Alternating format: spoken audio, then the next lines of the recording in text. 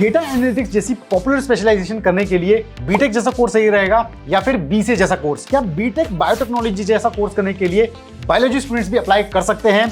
क्या BTech plus MTech dual degree की जो वैल्यू है वो रेगुलर बीटेक और रेगुलर एमटेक करने के बराबर ही है? तो पिछले दिनों आप में से बहुत सारे स्टूडेंट्स के ऐसे बहुत से इंटरेस्टिंग क्वेश्चंस आए, तो इस बार फिर से हम लेके आ गए हैं बीटेक फंडास बाय सनस्टोन पे आप सभी की favourite question and answer series, जिसे हम कहते हैं #बीटेक क्वेश्चन आंसर्स। और आज का ये जो वीडियो है ये इस Q&A सीरीज का सेकंड एपिसोड होने वाला है। सो हेलो एवरीवन, मेरा नाम है रोहित, मैं हूं एक बीटेक कंप्यूटर साइंस इंजीनियर। मुझे है 10 से ज्यादा सालों का एक्सपीरियंस टॉप एमएनसीज जैसे कि डिलॉयट, इन्फोसिस, टीसीएस, इन सभी के साथ काम करने का। तो आप सभी को अपने इस एक्सपीरियंस के बेसिस पे मैं अच्छे से गाइड करने की कोशिश करूंगा। तो अगर आप चैनल पर नए हैं तो चैनल को सब्सक्राइब कर लें। अगर आपको वीडियो पसंद आता है तो उसे लाइक और शेयर करना बिल्कुल ना भूलें। तो बिना किसी देरी के स्टार्ट करते हैं आज के इस बहुत ही इंटरेस्टिंग वीडियो को।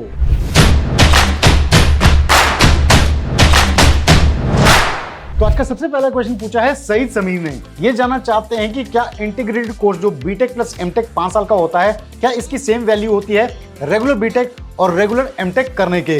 तो समीर, यहाँ पे मैं आपको बताना चाहूंगा कि अगर आप BTech plus MTech dual degree करते हो तो उसकी बराबर वैल्यू ही होती है अगर आप रेगुलर बीटेक या फिर रेगुलर एमटेक करते हो, इन टर्म्स ऑफ सिलेबस कहें, करिकुलम कहें या फिर जॉब अपॉर्चुनिटीज कहें। लेकिन हाँ, यहाँ पे एक बात जरूर कहना चाहूंगा कि अगर आप डुअल डिग्री करते हैं तो ये थोड़ी सी ज्यादा फायदेमंद रहती है। तो आइए उन पॉइंट्स को समझ लेते हैं। तो सबसे पहला बेनिफिट डुअल डिग्री करने का है सेव्स टाइम एंड मनी। तो यहाँ पे मैं आपको बताना चाहूंगा कि अगर आप BTech plus MTech dual degree करते हो तो यहाँ पे आपको केवल 5 साल ही देने होते हैं। लेकिन अगर आप रेगुलर बीटेक प्लस एमटेक करते हो तो यहाँ पे 4 साल बीटेक के होंगे और 2 साल एमटेक के होंगे, यानी कि पूरे 6 साल का आपका ये कोर्स बनता है। तो डुअल डिग्री में आपका पूरा 1 साल बचता है, और 1 साल अगर आपका बचेगा तो आपके खर्चे भी बचेंगे, जैसे कि ट्यूशन फीस हो गया, जैसे कि हॉस्टल रेंट हो गया, स्टेशनरी होगी, पॉकेट मनी होगी, तो ये खर्चे भी यहाँ पे आपके बच जाते हैं। सेकंड बेनिफिट है better teachers and conceptual understanding. यहाँ पे मैं आपको बताना चाहूंगा कि बीटेक प्लस एमटेक जैसे डुअल डिग्री कोर्सेज आज की डेट में इंडिया के टॉप इंस्टीट्यूट्स में ज्यादातर प्रोवाइड किए जाते हैं।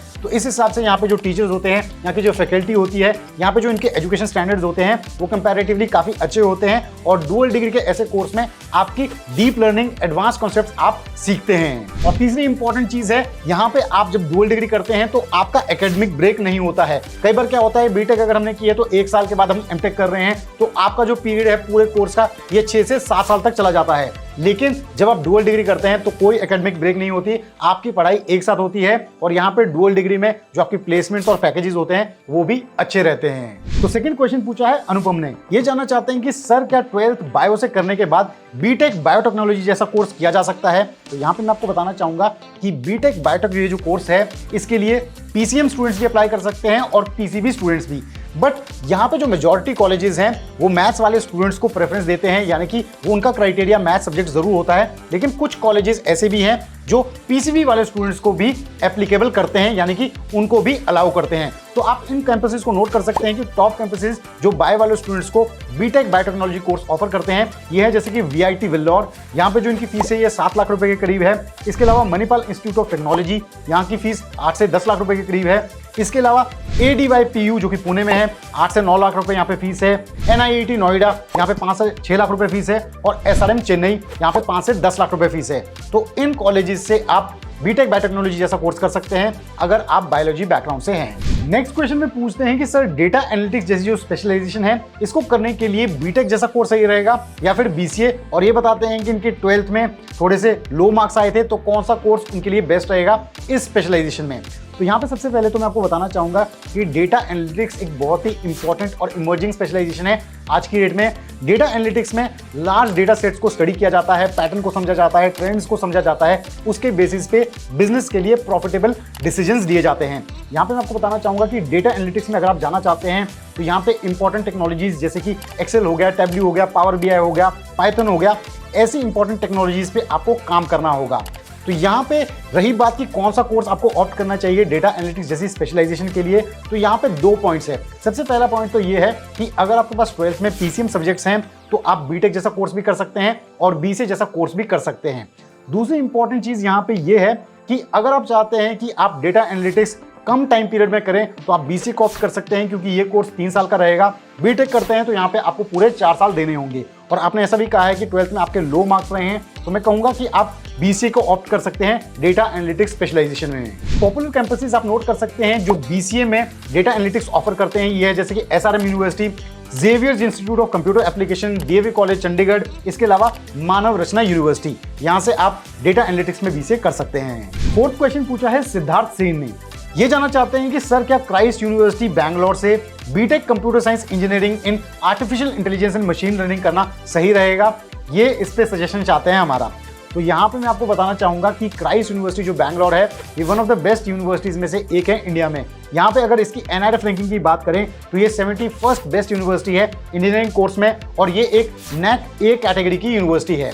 अब बात करते हैं बीटेक कंप्यूटर साइंस इंजीनियरिंग की स्पेशलाइजेशन की। तो जैसा कि बीटेक कंप्यूटर साइंस इंजीनियरिंग आज के डेट में काफी टॉप में है, और स्पेशलाइजेशन में आर्टिफिशियल इंटेलिजेंस और मशीन लर्निंग तो काफी अच्छा कोर्स है। तो जरूर अगर आपको ये मिलता है आप इसे ऑप्ट कर सकते हैं क्राइस्ट यूनिवर्सिटी बैंगलोर से। क्राइस्ट यूनिवर्सिटी में जो एवरेज सैलरी पैकेजेस जाते हैं बीटेक स्टूडेंट्स के हो जाते हैं 6 से 10 लाख रुपए के करीब। हाईएस्ट पैकेजेस तो यहाँ पे 20 लाख प्लस जाते हैं, और यहाँ पे जो बीटेक जैसे कोर्स की फीस है ये लगभग 6 से 8 लाख रुपए के करीब है। नेक्स्ट क्वेश्चन पूछा है शशि भूषण ने, ये जानना चाहते हैं कि सर फुल स्टैक डेवलपमेंट जो स्पेशलाइजेशन है इसका क्या फ्यूचर है? तो यहाँ पे मैं आपको बताना चाहूंगा कि फुल स्टैक डेवलपमेंट आज की डेट में और फ्यूचर में एक बहुत ही इंपॉर्टेंट स्पेशलाइजेशन रहने वाली है बीटेक कंप्यूटर साइंस इंजीनियरिंग जैसे कोर्स की।